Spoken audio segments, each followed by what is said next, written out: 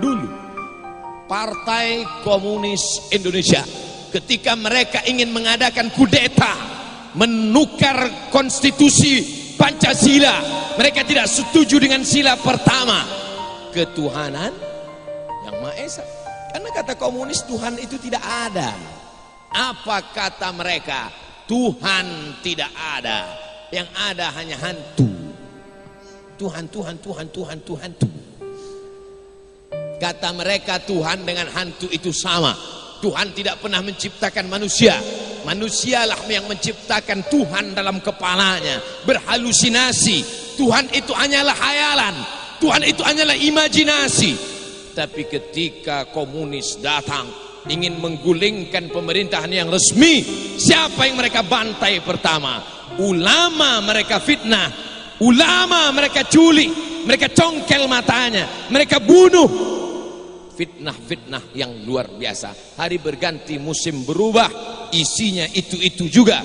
Maka kita harus tetap waspada. Siapa yang bisa mempertahankan NKRI ini, Negara Kesatuan Republik Indonesia, akan tetap tegak berdiri kalau pondok pesantren masih tetap meneriakkan Allahu Akbar. Allahu Akbar.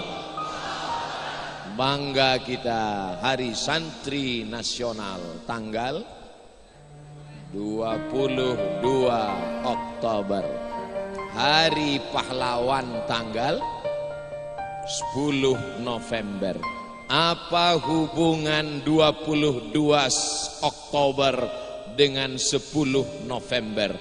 Jihadnya 10 November, fatwanya keluar 22 Oktober. Anak-anak santri harus ngerti sejarah itu. Datang ulama-ulama, datang jenderal-jenderal, datang pejuang-pejuang ke rumah Hadratus Syekh Kiai Haji Hashim Asy'ari di pondok pesantren di Tebu Ireng Jombang, meminta fatwa karena ini Belanda sudah menyerang. Minta fatwa orang yang ragu-ragu berperang, jihad, karena takut mereka ini bukan jihad, ini jahat. Maka keluarlah fatwa tanggal 22 Oktober, keluar fatwa resolusi jihad melawan penjajah, pecah perangnya 10 November. Dari 22 Oktober ke 10 November ada 18 hari untuk sholat tahajud menguatkan semangat.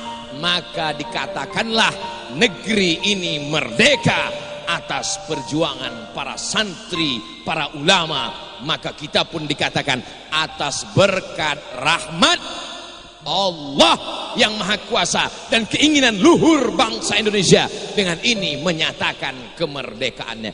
Jadi jangan mau dibenturkan antara Pancasila dengan Allahu Akbar.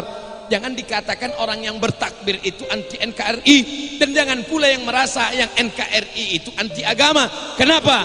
Karena agama Islam dengan Negara Kesatuan Republik Indonesia tak dapat dipisahkan. Betul? Islam rahmatan lil alamin. Bayangkan kalau setiap kerajaan-kerajaan Islam itu mau merdeka semuanya. Kerajaan Banjar Islam mau merdeka, Kerajaan Siak kampung halaman saya Islam mau merdeka, Kerajaan Delhi Islam mau merdeka, Kerajaan Aceh Samudra Pasai Islam mau merdeka. Sudah lama Indonesia ini bubar. Yang paling cinta dengan NKRI adalah mereka, sultan-sultan kerajaan menyerahkan kedaulatan demi persatuan.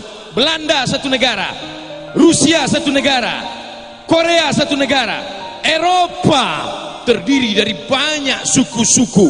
Ada orang Prancis, ada orang Jerman, ada orang Inggris, ada orang Belanda. Sampai hari ini negara kecil, tapi kita berbeda. Dulu negara kecil, namanya negara Kerajaan Banjar. Mufti yang dikirim dari Kerajaan Banjar disuruh belajar ke Makkah, Syekh Muhammad Arsyad Al-Banjari, pulang menjadi cahaya pencerah. Tapi kemudian mana kerajaan itu sekarang? Sultannya ada, tapi sultannya menyerahkan kedaulatan karena cinta kepada Negara Kesatuan Republik Indonesia. Halakamruun, celaka. Siapa itu orang yang celaka? Lam ya'rif qadrahu orang yang tidak mengerti sejarah bangsanya. Makanya anak-anak kita mesti diajarkan sejarah. Di mana dia belajar sejarah itu? Di pondok pesantren. Makanya Bapak Ibu yang bisa memberikan ilmunya, pergi ke pesantren, adakan seminar. Yang ada punya kekuasaan, tolong pondok pesantren dengan tenaganya. Yang bisa berceramah dengan suaranya. Yang ada ilmu bahasa Arab, mengajar di sana. Kami nggak punya ilmu Pak Ustadz. Punya uang? Enggak juga, mati aja.